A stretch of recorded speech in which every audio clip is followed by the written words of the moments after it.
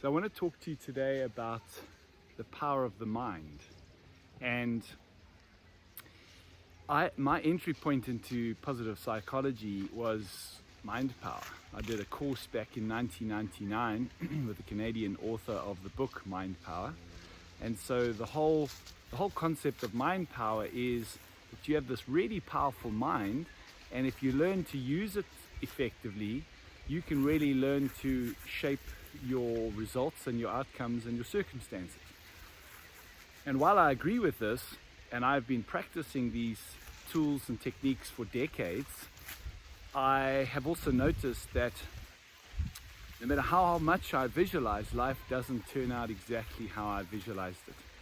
And I think the danger of sometimes of this whole way of thinking is falling into the trap of believing that you can create your life. If you've watched some of my videos, you'll know I talk a lot about surrender and letting go, and I talk a lot about the concept of co-creation rather than creating your life. So we don't create our life, we co-create our life by how we show up in the now. And for a long time, there seemed to be a little bit of a disconnect for me about, on the one hand, there's this concept of the power of the mind, and on the other side, we've got this idea of surrender and letting go, which, by the way, as you will know by watching some of my videos, surrender is not about resignation, it's actually about full commitment and participation. But it did lead me to think, well, why have we got this imagination? Why have we got this mind that we can imagine things that don't yet exist if we can't bring them into reality? And for me, my whole journey particularly with this platform, this YouTube channel, has been a platform where I can explore and articulate some of my sort of the cutting edge ideas and concepts and things that I'm grappling with on the cutting edge of my growth curve, all with the intention of finding truth.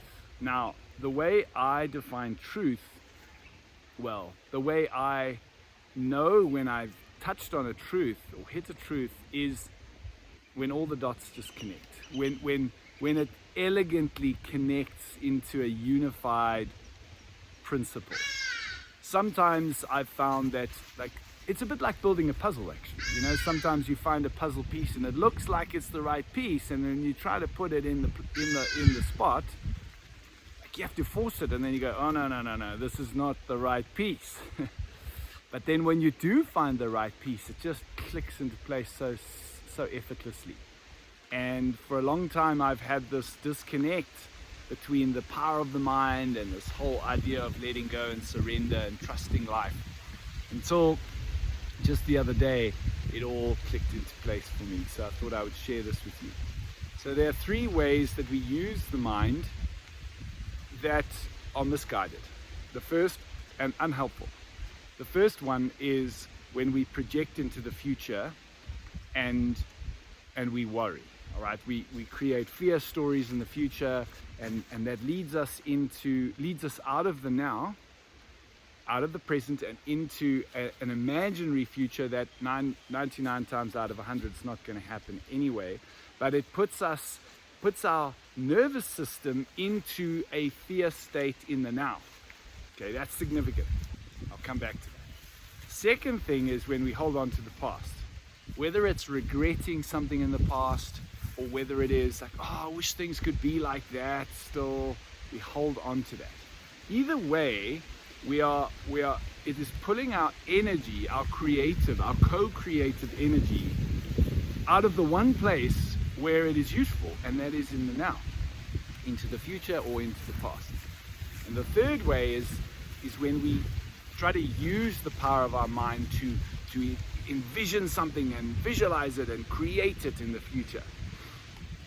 Okay, and the reason that's not helpful is because a caterpillar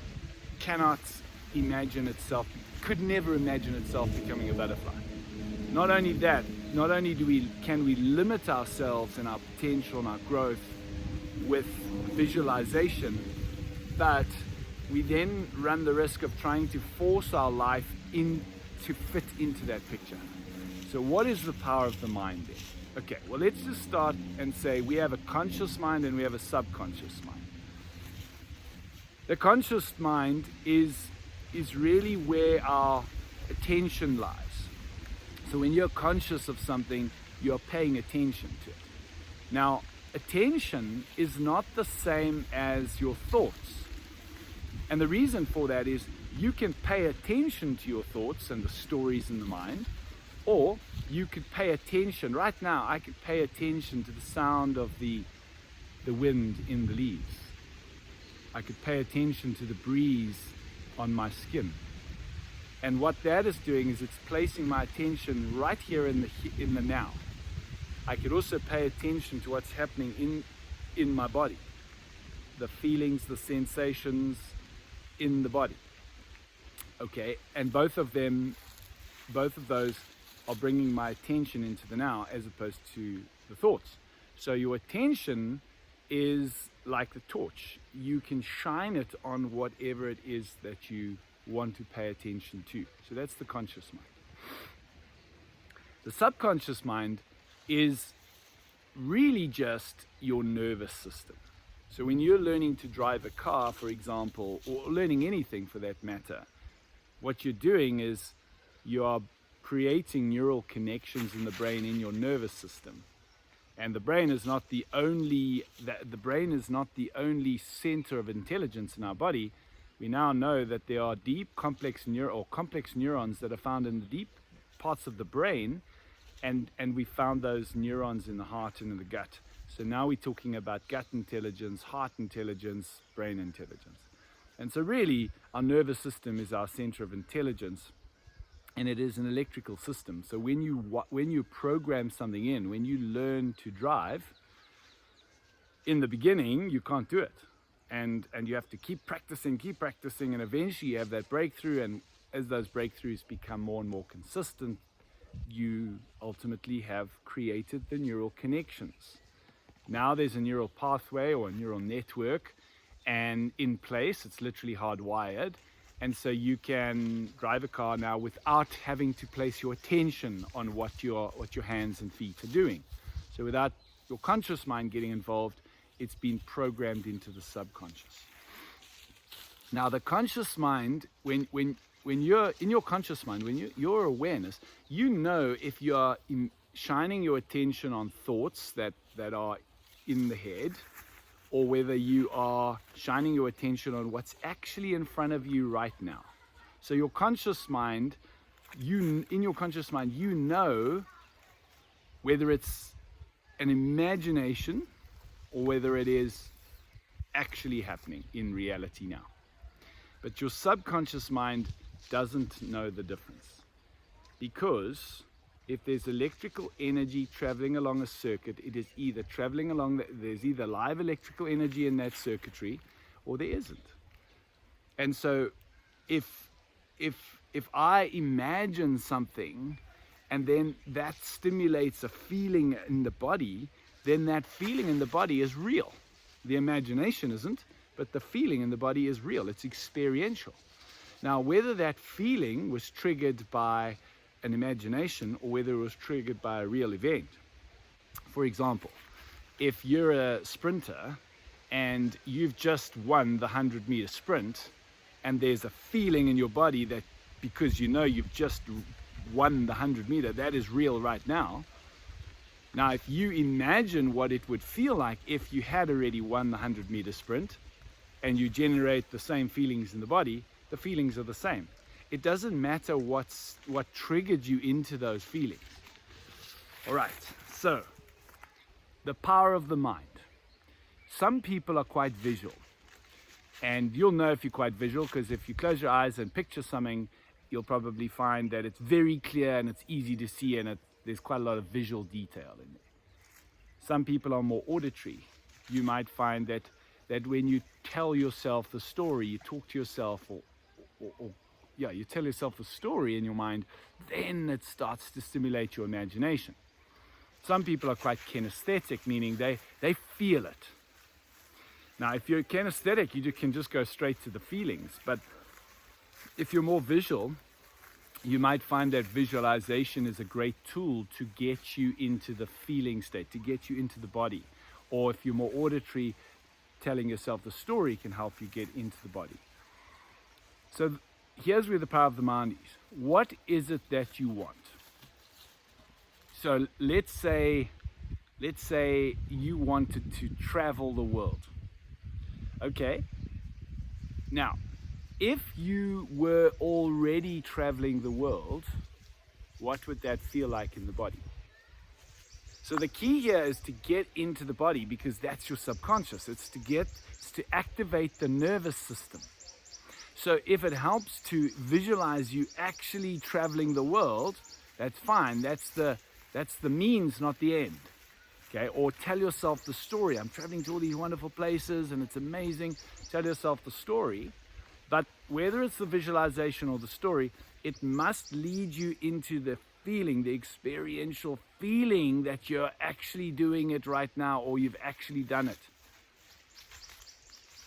Okay, what that does, because our nervous system is an electrical system, there's electrical energy traveling along it, and it's real, measurable electrical energy. When you generate a feeling in the body, you are tuning, you are generating an energetic frequency. So if I tune myself into fear stories, then the energetic frequency in the body is a particular frequency, the particular frequency of fear. If I generate the feelings of expansion and growth and excitement, then the energetic feeling frequency in the body is very, very different to that of fear. So the power of the mind, our mind is not a visualization tool. Our mind is an energetic frequency tuner.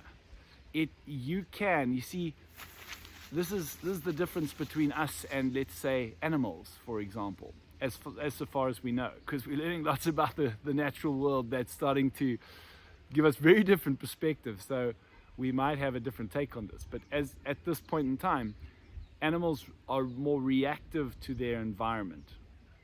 And we can be reactive to our environment. Something happens and it triggers me in fear, and I feel fear.